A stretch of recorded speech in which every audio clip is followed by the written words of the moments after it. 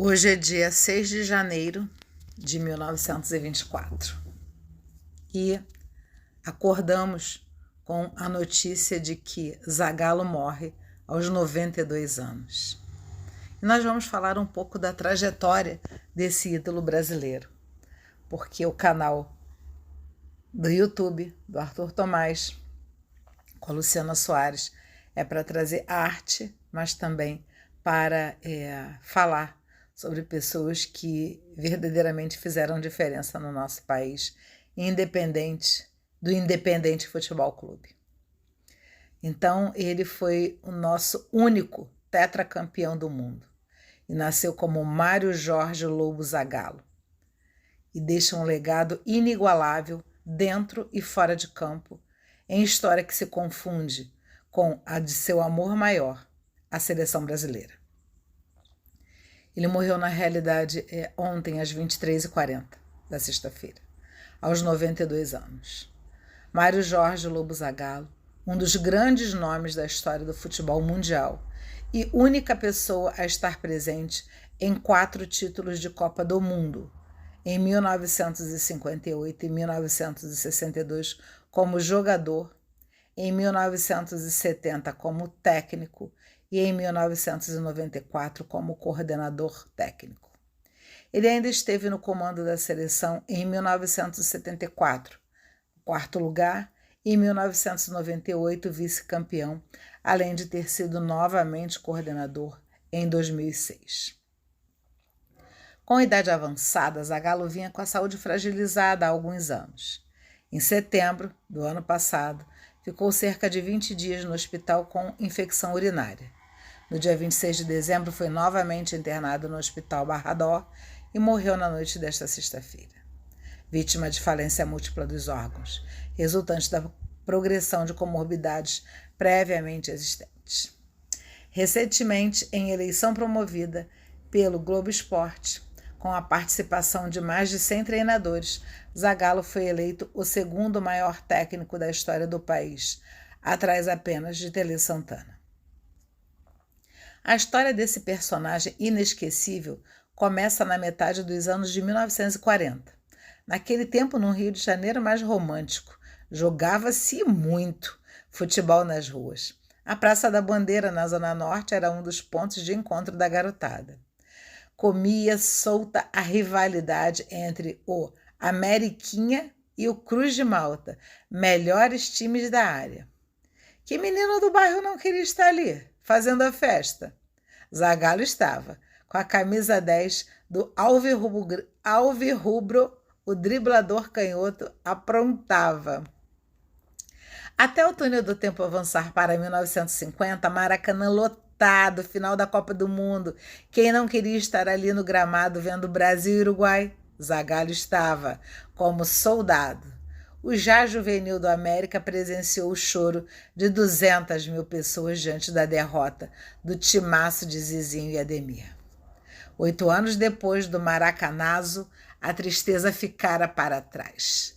Ele era tão bom no campo que jogava no Flamengo e na seleção. E quem não queria estar ao lado de Pelé e Garrincha saboreando o primeiro título mundial? Zagallo estava.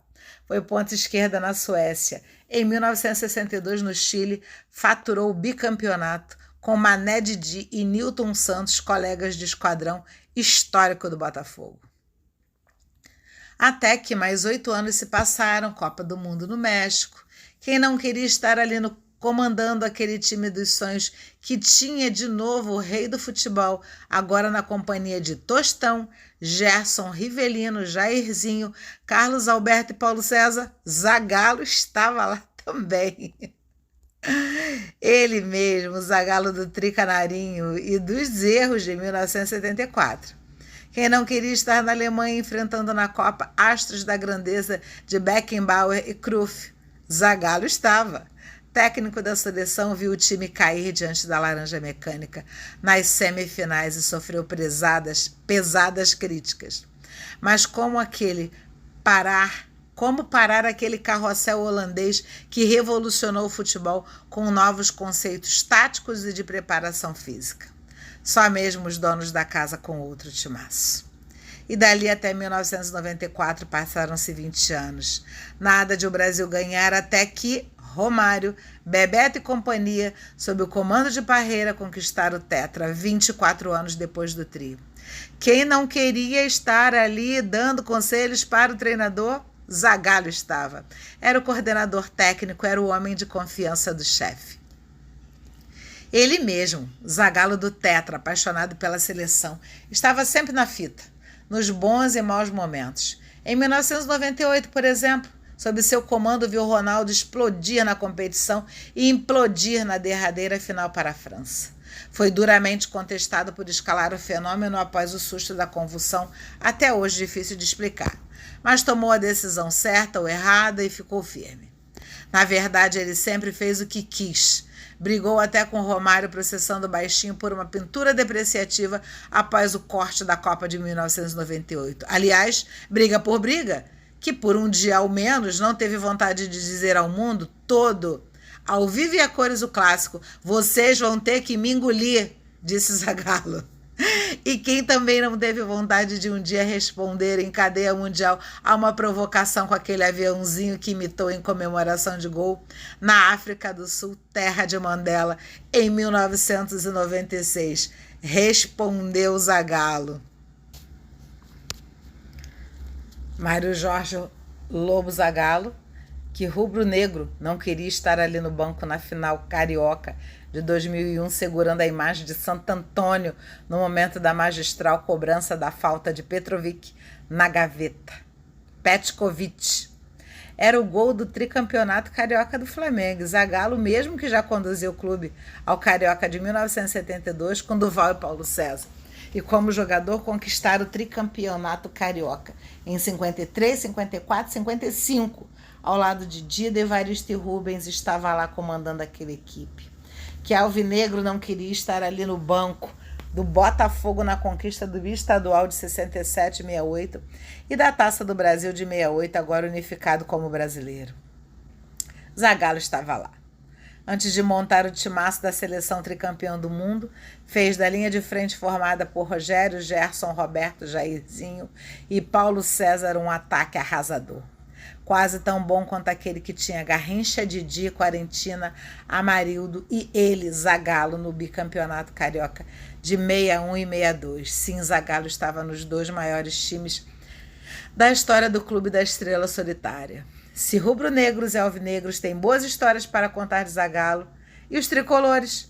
Qual deles não queria estar no Maracanã como técnico naquele 27 de junho de 1971, quando mais de 140 mil pagantes viram o Fluminense ser campeão carioca, em cima justamente do Botafogo, numa das finais mais polêmicas, com um gol de Lula aos 43 minutos do segundo tempo? Zagallo estava lá. Os alvinegros reclamaram até hoje da falta do lateral Marco Antônio no goleiro Birajara Mota, não marcada pelo árbitro José Marçal Filho. O título conquistado no ano seguinte do tricampeonato mundial no México foi bastante comemorado nas Laranjeiras. Zagallo também treinou no Rio, Vasco e Bangu, em São Januário. Foram duas passagens de 80, 81, 90, 91. Em Moça Bonita em 88 e 89. O velho Lobo ainda esteve em São Paulo, na Portuguesa, em 99. Nesses clubes não teve a mesma sorte da qual se gabava. Não conquistou títulos da mesma forma que no Botafogo, Flamengo, no Al-Hilal, na Arábia Saudita. Mas com ou sem taças, o velho Lobo sempre foi marcante e vai deixar muita saudade.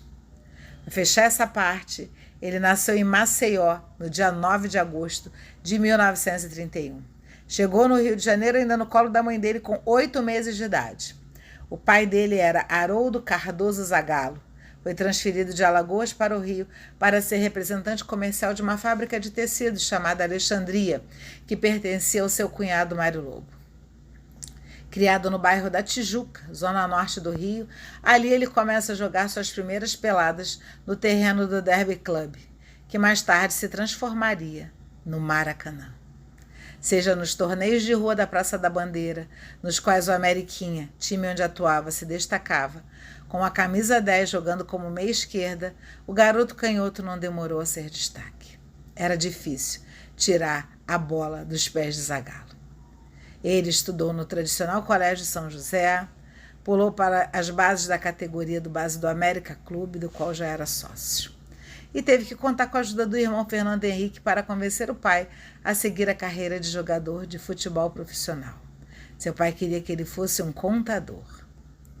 E quero finalizar esse momento com uma poesia, um escrito que o nosso amigo Cláudio Vasconcelos Caio, o poeta do Andaraí, fez hoje para homenagear esse momento tão forte na vida de todos nós, com a perda, né? Ou a passagem, como assim vocês desejarem, né? Falar sobre ele. Ele fez um acróstico com o nome de Zagallo. Né? Para quem não sabe, um acróstico são palavras ou frases feitas a partir da primeira letra. Então ele pegou exclusivamente Zagallo e colocou zeloso, carinhoso, amigo verdadeiro, grande ser de luz, autêntico campeão, lutador destemido, leal por onde passou, olhar de águia, astúcia de lobo. Descanse em paz, tetracampeão mundial de futebol, multicampeão da vida, para sempre na história. Gratidão. Cláudio de Vasconcelos, o poeta do Andaraí. Fica essa homenagem, né, partindo do nosso canal e com o consentimento do Cláudio, também estando aqui, né, narrando esse acróstico que realmente me emocionou, porque meu pai era um grande admirador do Zagallo. Meu pai era botafoguense, também jogou quando era novo no Estrela de Cachoeiro de Itapemirim, quando o futebol ainda não era algo profissional, mas ele tinha uma admiração muito, muito grande pelo Zagallo. Descanse em paz, meu amigo, descanse em paz. Um bom final de semana para todos nós.